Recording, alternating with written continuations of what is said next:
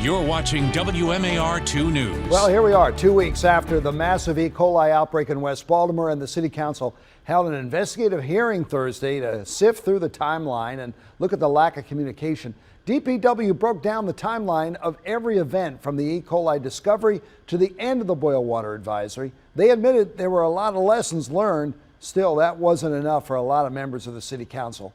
They wanted answers why the notice was only put out on Twitter and the Nextdoor instead of on all types of social media. The DPW didn't have a clear answer to that, but said they thought the best way to get information to the affected area was the old-fashioned way. Per MDE regulations and the Safe Drinking Water Act, you would be required to issue a BWA within 24 hours. However, the BWA was not issued until 4:37 p.m.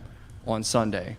Therefore, it took 31 and a half hours to issue the BWA. Now, DPW says the requirement is only to notify the regulators, Maryland Department of the Environment in this case, within 24 hours. Then they have another 24 hours to collaborate on a plan and then notify the public.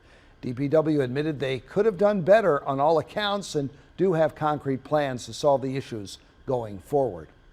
And our water scare here in Baltimore is nothing compared to what people in Jackson, Mississippi are going through. The situation is so bad, in fact, that the Maryland Department of Emergency Management is sending crews to help out. 11 workers from our state will head out there to help solve issues at the water plant. Recent heavy rains caused the Pearl River to overflow its banks, causing serious flood damage in Jackson and disrupting the water distribution system in the city of about 150,000 residents. And the city's aging water infrastructure was having issues before the recent flood in Mississippi. We had a boat crash tonight on the Bear Creek in Baltimore County.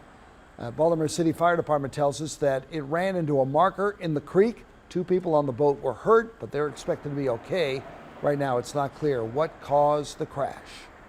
And now from WMAR 2 News, Maryland's most accurate forecast. More sunshine as we head into your Friday. Numbers in the low 60s as you're heading out of the door in the morning, but things get more agreeable as we push into the afternoon as temperatures hit the 80-degree mark for the second half of the day. We'll hang out in the low 80s before cooling back down through the overnight. I expect us to hit 81 in Baltimore, upper 70s near the Mason-Dixon line, and then a warming trend as we head into the weekend, getting hot Sunday, hotter on Monday with a stray sprinkle early Tuesday morning. All right, click with us online at WMAR2news.com for updates on top stories and breaking news. Also for news and weather. While you're on the go, download the WMAR 2 News app in the App Store. Thanks for watching. I'm Jamie Costello.